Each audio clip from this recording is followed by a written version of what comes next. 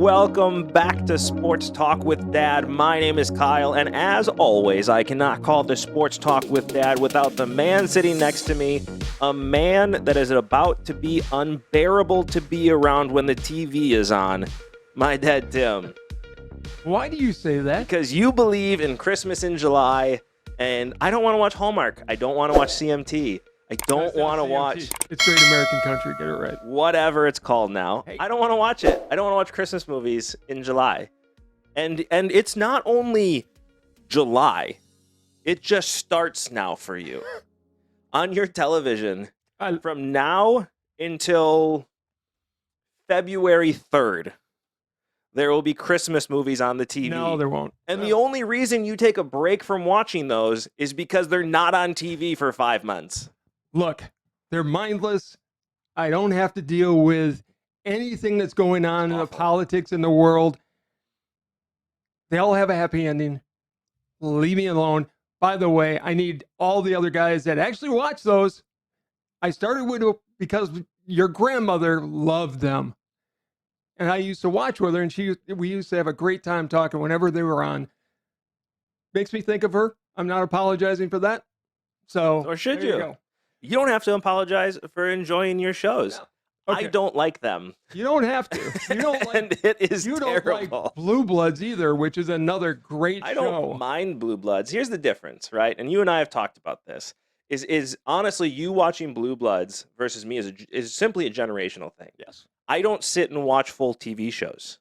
I either binge them all the way through, or I'll watch an episode here and there and then get out of it. Blue Bloods has been going on for so long. I don't understand what's happening because there's relationships that I've missed, and I'm not going to sit and catch up. That's fair. Honestly, it's a different storyline. You could jump in now, and you'd catch up pretty quick as to the relationships that are going on. Probably. I don't want to. Yeah, that's fine. You don't have to. You don't have to. When it's on and you have it on, I sit and watch the episode. That's true. It's entertaining. It's the same reason when it comes to like Game of Thrones. I've never watched it. It's a good show. I didn't start watching it until it was already on season 8. And I watched season 1 and then saw the hours of episodes still left. And I'm like, I'm too far behind. I'm not investing all this time. That's like American Horror Story or Dexter. Right. There were people so into Dexter when that was on. Yeah. They were copycats, which is terrifying. I watched a couple of them, but I was so far gone from where it started. And if you haven't started with the show, or at least started it by the start of season 2, you're too far behind. It's over. I gotta be honest with you. I wish they would bring back Rocky and Bullwinkle, because I would binge watch that all the time. I love that show. It's one of my favorite cartoons. They made a TV show of Mr. Peabody. Yeah. Pretty good. Kids like it. I never watched it. But you know what I liked about Rocky and Bullwinkle? I enjoyed it when I was a kid. There was a moose and a squirrel. It was moose and squirrel. And I enjoyed it when I was a kid, but it was really written for adults. Right. Like Animaniacs. Yes. The fact that you allowed me, now that I have children, to watch Animaniacs as a kid. Animaniacs? Animaniacs. Animaniacs. Okay. I've gone back and watched it. I was like, wow. That's, I didn't catch that one. I loved it. It was hysterical. You were laughing. Great show. We were laughing. Your mom and I were laughing. It was a great show. And we had neighbors when the kids were small, and they dressed up like Halloween as Dot and one of the other ones. Wacko. Strangely appropriate. Yakko. Whatever. Dot. But your mom made the Dot costume, and I could not believe the work that went into that. Yeah, that was a huge show. They brought it back. I haven't seen the new episodes. I think it's on HBO. I could be completely wrong. No idea. But they did bring it back. I haven't watched any of it. So, on to sports, and I've got a question for you. Okay. Will Kevin Durant be a Milwaukee Buck? Oh. No. It would take trading Chris Middleton and Drew Holiday. Let's get into the semantics of this. So Kyrie Irving opts in to his contract, and immediately Kevin Durant says, I'm out. I don't want to be here anymore. The issue they're going to have is that Kevin Durant has 4 years left on his contract, which means Brooklyn has him by the balls. If they don't like the package, he's not going anywhere. And it's going to be hard for any team to throw together a package that's going to suffice, because you don't want draft picks, because that team's going to be good forever. Kyrie is most likely going to be the one that's traded or shipped out to LA or someplace. Nobody wants Kyrie. The Lakers do. LeBron wants him. I've heard Phoenix and I've heard Miami as the two wanted destinations, but the issue is those look like great teams. Both of those teams are Durant away from being consistent championship winners. The problem is you're going to have to trade away all those pieces. Say he goes to the Phoenix Suns, you got to give up Booker or Ayton at least. That's not going to happen. I mean, I could see them giving up Ayton for him. I mean, that makes sense. But you're going to have to give up more than that. You're going to have to give up some role players. If I'm Brooklyn, I say I want Booker and I want Ayton, or you're going to have to trade Chris Paul, and that's not going to happen. The price tag is going to be huge. I've seen maybe Atlanta, which would make sense. Again, you're going to have to give away your team. I mean, you mentioned Milwaukee, so let's break down Milwaukee here. Chris Middleton and Jrue Holiday. At least. And Brook Lopez. I don't think Lopez. I think if you went Middleton and Jrue Holiday, which I would never do, Middleton, 1-for-1 trade, sure. It's not a 1-for-1 trade. It's not. I know. But I would never give up Jrue Holiday because I think he brings so much extra with his defense to the team. He does. You don't want to get rid of him. You'd have to give up both, and you'd have to give up another piece. I mean, you probably have to give up Lopez with that trade. Give up. And you get nothing else in return. Give up Grayson Allen. You can give up Grayson Allen. Pat Connaughton. You can give up Pat Connaughton, who you just re-signed. Yeah. Bobby Portis, who just re-signed. He's going to be gone. I think he's going to be gone. You just signed a 4-year deal. I still think he's going to be traded. No. I don't think the Bucks can make it happen. I don't think they have a cap. I just don't know if there's enough balls for sure Giannis and sure there is. Durant. There was enough for the Golden State Warriors. There was enough for the Brooklyn Nets, except Harden was hurt and Kyrie didn't play. Steph Curry stepped back and let Durant take the lead. He did. Giannis won't. It's Giannis's team, and Kevin Durant would have to be okay with that. He's not going to Milwaukee. He's not coming to Milwaukee. It's not going to happen. Plus, Chris Middleton is Giannis's, from everything you hear, that's his best friend. Well, they came up together. They built that team together. Right. And we saw what happens if Chris Middleton doesn't go on, the Bucks are in the finals. Right. And Giannis likes chasing championships, but he also likes the fact that, hey, this is his team, and he has a huge say in what this team looks like. And he's all about family, and Chris Middleton at this point is his family. Right. I don't think they have the pieces, and I don't think they make that trade. Boston, though, let's talk about the Celtics for a second. If I'm the Celtics, I give up everything except Jason Tatum. Even though you were in the finals last year. Yeah. The only reason you were in the finals last year was because Chris Middleton got hurt. True. The Bucks should have won that series. They just didn't have anybody step up besides Giannis to win the game. And if Chris Middleton's there, he's good enough to win at least one of those games. Oh, he would have. I think they win in Milwaukee if Middleton is healthy. Right. So I don't think they're a piece away. I don't think Tatum, as good as he is that player that's going to consistently take you to the promised land. I think you're missing a piece, and Kevin Durant is a big part of that piece. I trade Brown in 2 seconds to get Kevin Durant. I trade my bench. I trade the Garden in Boston for Kevin Durant. Tatum, Durant, and whoever else. Durant and everybody else that you can find. You can make that work. LeBron did in Cleveland. It's the question is okay, so what does Durant want? Because he didn't like playing with Russell Westbrook. He wants Kyrie gone is what he wants. I think he's just tired of his act. He's pissed at Kyrie. He's tired of his act. Right. He didn't show up when he needed him. No. And honestly, people saying Kevin Durant isn't the player that can carry you all the way. I've heard that a lot. He was a shoe size away from beating the Bucks and probably going on to win the finals. Yes, if the Bucks don't win the finals a year ago, Brooklyn was going to win. I mean, if he was an 11.5 instead of a 12, Correct. They win. Carried that team the year before. He carried that team last year into the playoffs. He carried Golden State when he was there. It was Durant and nobody else. Mm-hmm.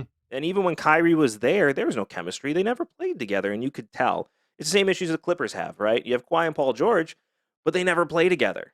So how can you expect them to figure out in the playoffs if they're never playing together in the regular season? And when you get Kyrie, you've got to accept the fact that there's a certain amount of baggage that's coming with him. At this point. It just is. You've got a lot of crap surrounding him wherever he goes. Listen, I don't hang out with flat earthers personally, and Kyrie has but you love talking about it. Admitted to being a flat earther. I mean, you got to be very untrusting for that, and you have to just ignore everything else around you to be a flat earther. And I think that says enough about Kyrie right there. So we were going to talk about baseball today. But something amazing happened that was announced, and I am extremely excited. But before we get into this, I need to ask a favor here. I need you guys to do this right here. Like, subscribe, hit that notification bell so you get notified every time we drop a video, and you get to enjoy this show as much as we enjoy making it. The college football landscape, and I'm going to spend the rest of the show talking about this because it has exploded, and the Big Ten has made a move among moves to ensure they will be the second conference that comes out when the dust settles. And let's face it, when the dust settles, football will not be part of the NCAA anymore. Most likely not. Probably not.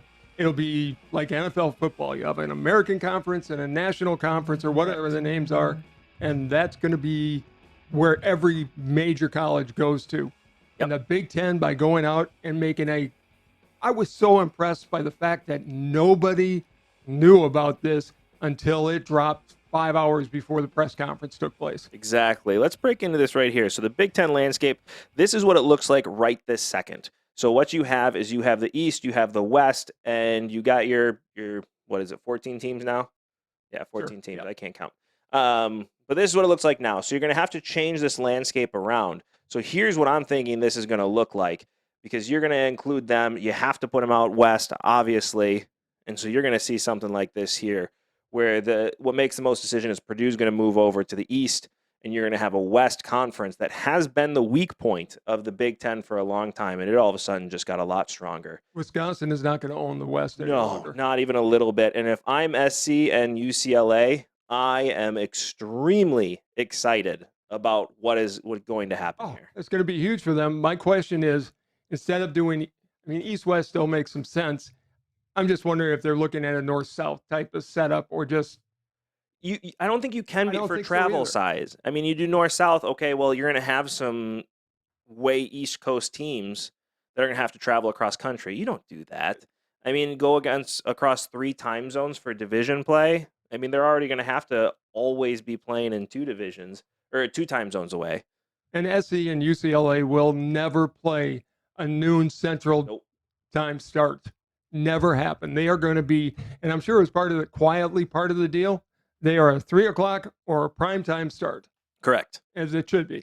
And it makes sense. And the great thing for SC and UCLA is you will now have national coverage. Yes. Because you are going to be playing these games at 3 o'clock Central Time, 4 o'clock Eastern Time, the very earliest. All of a sudden, they're exposed to the New York market, the New Jersey market, the Florida market.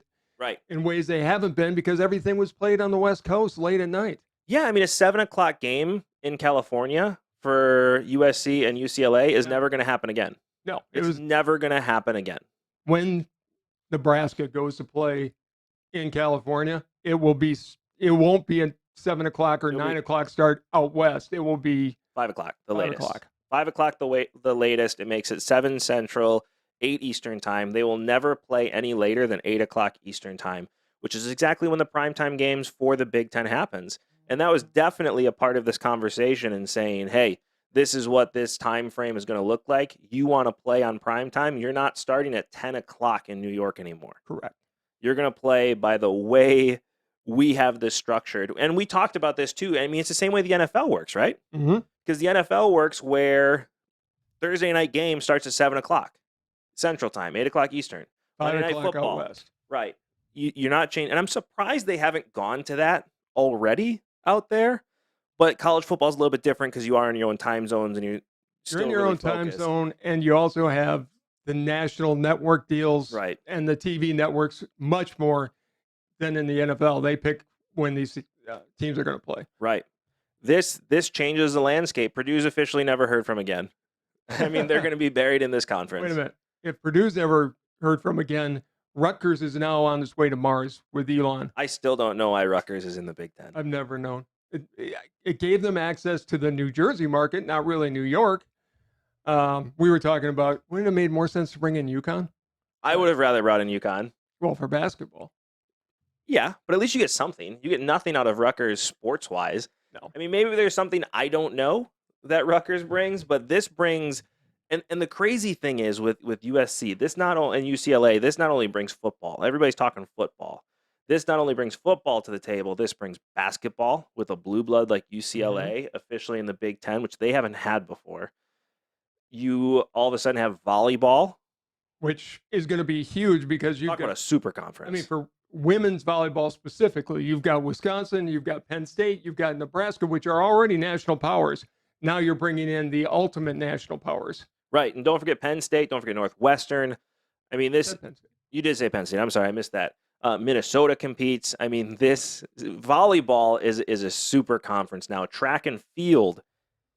You now have USC and UCLA competing in the Big Ten. It's which is going to be great for recruits coming to Wisconsin because now they're going to get to go and play in LA or compete in LA. Here's the question: is and I heard this. I forget where I heard it, so I'm sorry I'm not referencing it, but I believe it was on ESPN that I heard this. But talking about recruiting for USC and UCLA, that you're now going to open up the Midwest to, hey, you can still play in front of your family 9-10 times a year, but you get to live in Southern California the rest of the time. I think that's going to appeal to some people in the Midwest. Some people. I don't think we were talking about this, and we may be completely biased, but having lived on the East Coast, it's not maybe. Okay, we are biased, but we lived on the East Coast. There's a different mindset in the Midwest that the coast, West or East, just don't understand. Right. So if you're a kid who was brought up in Minnesota, Wisconsin, or Ohio, or wherever, going to LA is just like going to another planet. They just, their attitudes towards things are different. It's a different world. I think you'll get some kids to jump to begin with, but I mean, what are you going to get from the Midwest recruit-wise? You're going to get offensive linemen. Well, you can be on a national stage playing for Iowa, Wisconsin, Ohio State, Michigan State, Penn State. Like, this is where people go for offensive linemen unless you're Alabama. I just don't think that you're going to see a huge swing, but what it is going to do is 100% put USC back on the map. It's going to put UCLA back on the map in the football side of things, and the Big Ten Conference is now a national conference. Absolutely, and we were talking about this because I thought the next play would be, okay, the Big Ten is going to make a huge play to go and get a Florida team.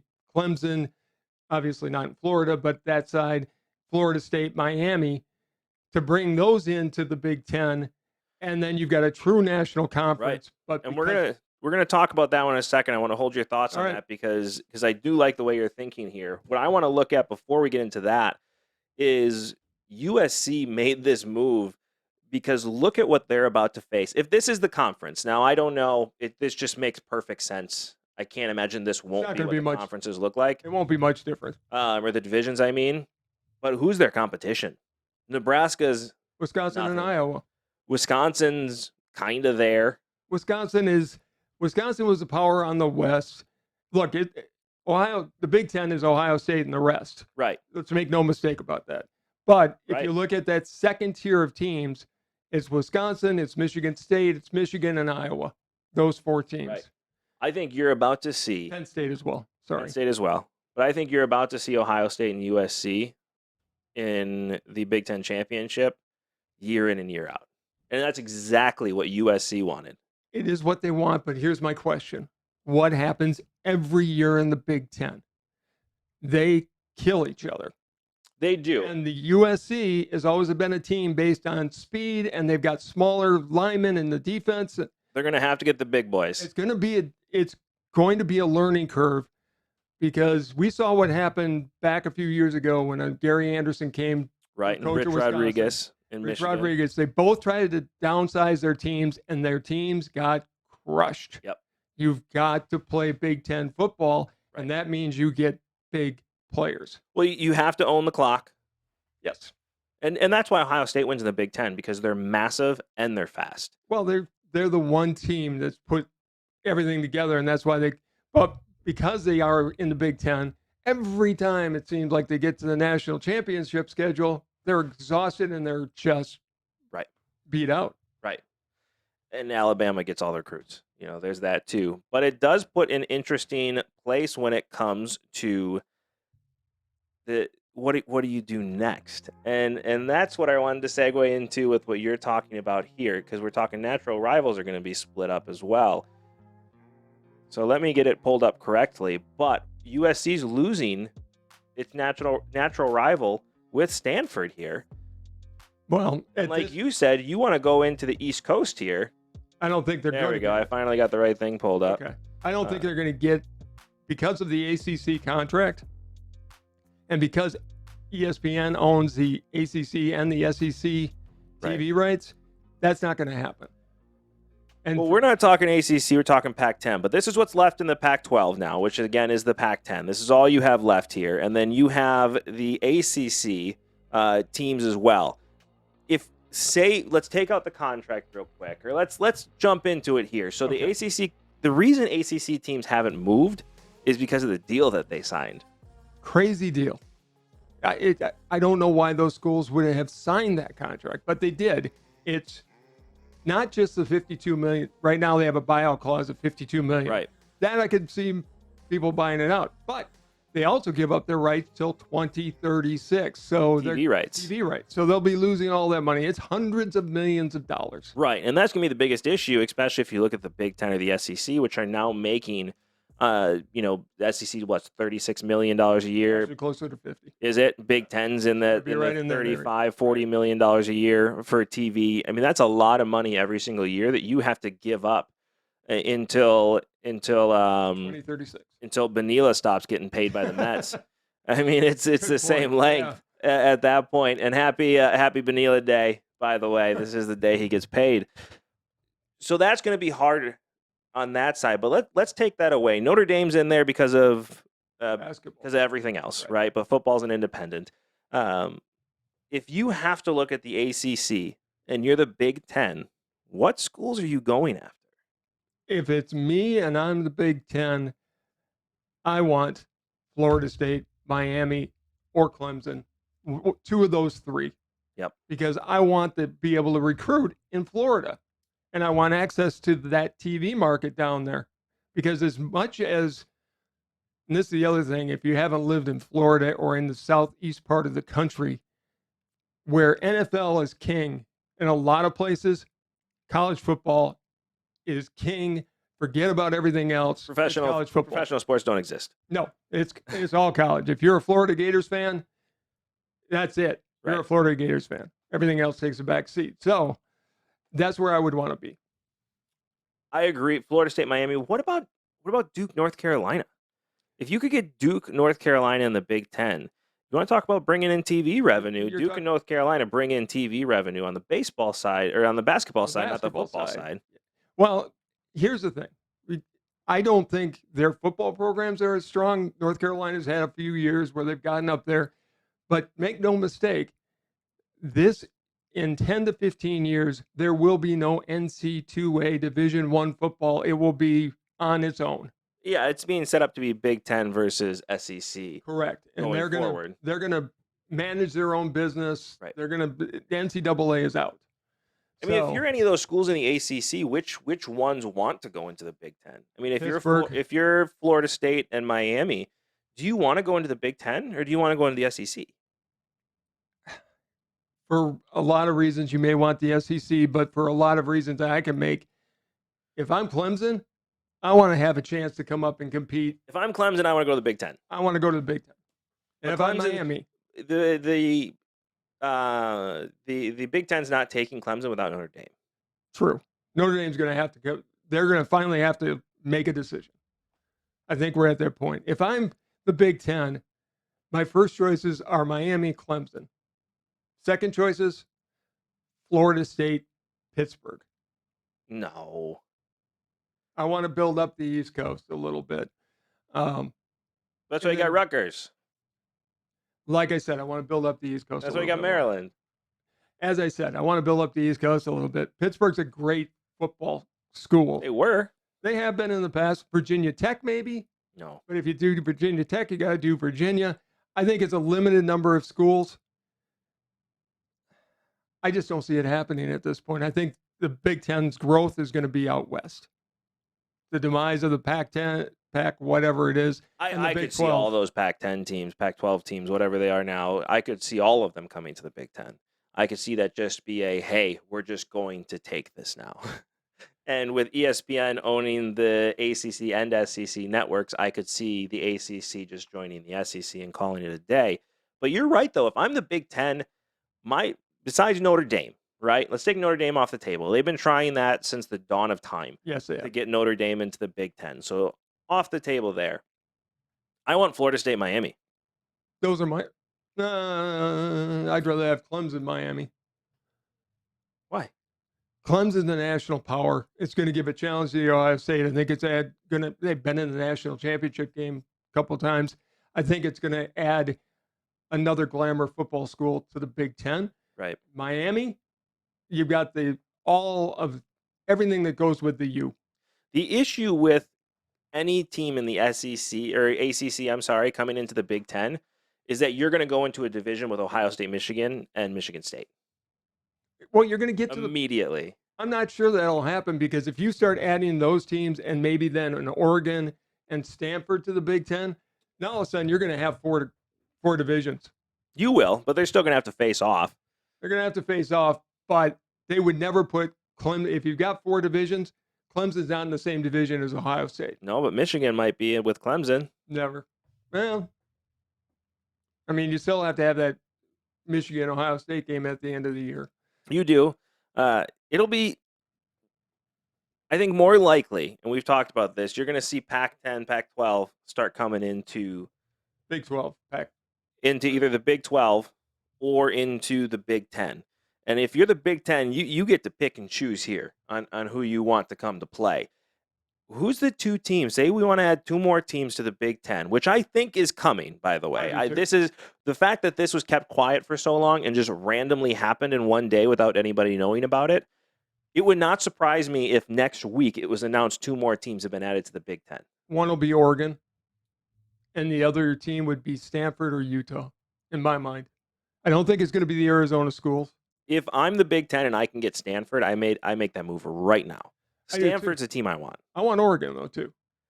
Oregon, I don't know if they'll want to come to the Big Ten. Oregon, like you mentioned, is a small, fast school. And the one time in the last 10 years that they've faced a Big Ten school on a big stage was when Ohio State destroyed them with a third-string quarterback, when they had the number 2 overall pick starting at quarterback for them. Very true. But if you're Oregon, you can't be left at the sideline. You're a national program. You can't. You've got the Nike money behind you. You've got to be on the biggest stage. I think that helps Oregon get in the Big Ten, considering Nike and the Big Ten I do too. Are with the uniform contract signed together. Right. Thank you. So that makes sense. Oregon, I 100% think is already talking to the Big Ten. I would have been making if the phone calls haven't started already when it dropped yesterday afternoon. If I'm Oregon and Stanford, I've already made those calls. I've heard a lot of people say Washington to the Big Ten. I don't see that. I don't think Ohio State gains too much by bringing in Washington. Or Big Ten. Well, the Big Ten is Ohio State. So stop it. I mean, you have the hat right here. He was dropped on his head. That's why he's in Ohio State. Yeah, it has nothing to do with wanting to cheer for champions on a regular basis. Nothing. I dropped you on your head when you were a baby. You came up and you like nuts. Listen, you raised me to be a Cubs fan. I had to choose some winners somewhere. Although they're winners now. That's why you should have been a Bucky Badger fan, because it's the greatest mascot and the greatest team. Still the only team that had their band suspended, but that's another story. Right, for being horrible human beings. They're not horrible. It's a great thing to brag about. Stop it. Back to this here, though. If I'm the Big Ten, I want Oregon and I want Stanford. Those are the two I want. What I said. I want Oregon. I want Stanford. You also said Utah. Utah's an interesting fit in the Big Ten. That would definitely be in there if I can't get either Oregon or Stanford. But again, I think that makes perfect sense. You have the USC rivalry with Stanford still in play at that point. You're bringing another academic school to go with Northwestern, which I think is great. They're constantly a powerhouse in whatever sport they play. I mean, you want to talk about bringing in volleyball again. I mean, forget about it. I mean, you're done. Swimming's a big part of that too. Oregon brings in track and field in a big way, and in the football side as well. Basketball is not going to gain too much from Oregon being there. Probably not a lot from Stanford being there. The interesting two to me are Arizona and Arizona State, because you got Herm Edwards out there coaching now. They're getting more of a national prominence. They're going to go to the Big 12. I don't see them coming to the Big Ten. They're going to go to the Big 12. I think the Pac-10 is going to slowly start to fall apart. And if I have to guess where each school is going to go, I think Oregon State, I think Arizona, Arizona State, Washington, and Washington State all end up in the Big 12. I think Oregon, Cal, Stanford, Colorado, and Utah. That's 5 teams. Oregon, Stanford, Cal, Colorado, Utah. If you have to give me one more, you're taking Washington. I think you take one less, and I think you leave out Cal. You leave out Cal or Colorado? Big Ten has always been about you get the big national or state schools. And if you're going to do it that way, then I could take Colorado, but I don't think Colorado is going to be able to compete. If it's one of the two, I don't think Cal or Colorado is a really good fit for the Big Ten as it stands now. Then which team do you take? I take Oregon. I take Stanford. I take Utah. Yep. And maybe I think I'd rather have Washington than Cal. I'd rather have Cal than Washington. Well, has Cal done anything since Aaron Rodgers has been there? I mean, they didn't do anything when Aaron Rodgers was there. There you go. But it's a name. It's a name, but I don't think it brings you anything. Here's the argument for Arizona State. You want to go and play in front of family. How many people from the Midwest go to Arizona in the fall and winter? Right. But they're not bringing anything to your program. You're bringing in schools that are competing in the Pac-10 right now, but they're small. I would much rather see They're going to get destroyed. I would rather see the Big Ten go after Iowa State and Oklahoma State from the Big 12. That'd be interesting. And Oregon and Stanford and go those 4. Iowa State, I thought, was going to be a part of the expansion a while back. So it wouldn't surprise me if they do go after those schools in the Big 12. I don't think the Big 12 is dying yet. I think they're going to stick around. I think they're going to absorb some of these teams in the Pac-10. I think the Big Ten is going to cherry pick what they want to get to 20 teams. They're at 16 now. They need 4 more. Obviously, my math is good from the public school system. And I think the 4 schools are going to be, if they could pick, Oregon, Stanford, Iowa State, Oklahoma State. You're leaving out Utah. I'm leaving out Utah. So you're picking in the Big 12. Say the Big 12's off the table. And you got to pick 4 teams from the Pac-12. Oregon, Stanford, Utah, and then Washington or Cal. It doesn't really, I take Washington, you take Cal. I think they're a horse apiece.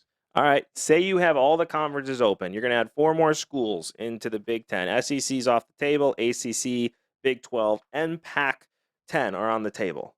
What 4 schools are you taking? Now, I didn't make a Big 12 because I didn't think we talked Big 12, but I don't think I'm going to go Big 12. I'm going to take Oregon and Stanford. I'm going to take Clemson and Miami. Those would be the dream schools, because then you truly have a national conference. You have access to the Florida market for recruiting, and you still get the West Coast, and you get that Oregon Nike connection. And Stanford, as you said, just seems to fit with the Big Ten with Northwestern. And of the schools left in the Pac-10, Stanford's one I want.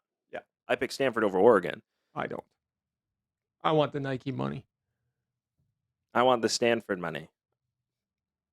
I'll take the Nike. Okay, you take Stanford. I'll take Nike all day long. But those would be my picks. I don't think the ACC is on the table at this point, and I think I don't either. The SEC is going to pick them up before. I think because of the ESPN connection, they're going to force a deal, and then Clemson and Miami and maybe Florida State are all going SEC. If ESPN forces the subject where the ACC and the SEC are going to merge, that means the Big Ten is going to be forced to take the Pac-10. They're going to take everybody. Well, that's going to leave the Big 12. It's going to leave the Big 12 standing on its own, and at that point, you're just going to pick and choose. A couple will go to the SEC, a couple will go to the Big Ten, and away you go. It's going to be, I don't know if the Big Ten can get to 30 teams over the next 10 or 15 years. They're going to get to 20. You're going to get to 30 if that happens. I just think this was a brilliant, brilliant play by the Big Ten and USC and UCLA. I agree. It was not only great for the conversation of it, I think it really solidifies the Big Ten as being one of the survivors when all this shakes out. Yeah, that's done now. And USC and UCLA have nothing but benefits from coming over. The travel is going to be a nightmare logistically, but they have private planes. Yeah. I mean, they'll figure it out. They're going to get there pretty quick. And I think having it set up where, hey, you're not going to play 7 o'clock in California ever is going to help out everybody. Correct. Like our game started at this time, which means a 5 o'clock game for you in California is an 8 o'clock game in Ohio. I mean, it's going to be the same time either way. Sure. So it's nothing to really get used to. No, and I heard something ridiculous. They said, well, ESPN Game Day will never go to the West Coast. They don't go to the West Coast now. And if they do, their show is over 6 hours before the game starts. Right. Are you telling me that USC is not going to get on game day when it's Wisconsin versus USC? Of course they are. But in week 4 of the season? I think it'll be out in Wisconsin, or it's going to be, a 5 o'clock start. As you said, I think the times are already locked in. Correct. Which is what those Pac-10 schools have been missing. Now, here's the other thing. Are we going to start? I mean, you've got Monday Night Football now. You've got Sunday night and you've got Thursday night. Are we going to see college football expand into the Thursday nights, Friday night maybe? They do already expand into Thursday night. I know, but they do expand into the Friday night. But on a regular basis where you're going to see them week in, week out, you're going to have major games on Thursdays and Fridays. Probably. I could see it. I could too. You won't ever see them expand into Sunday or Monday unless it's bowl games. True. You're not going to compete with the NFL. No, but I mean, when I was growing up, Friday night was high school football. Saturday night was college. Right. Sunday was the NFL, and then they got Monday night when it first came out. Well, don't forget, college only expanded into Fridays a little bit ago. And that was always the reason was because Friday night is for high school. And then they decided, you know what? We're the big guys. We're going to play on Fridays now. Yeah. And they started playing on Fridays. It's going to be interesting to see. I don't think we're done. No, this is just the beginning. I think the Big Ten has another move in the next few weeks. Yep. It's only just begun. Who sang that? I did. Just now. Who sang it well? I did. No. Just now. No, the Carpenters did, and they should be left alone to sing it. I know the joke. I know.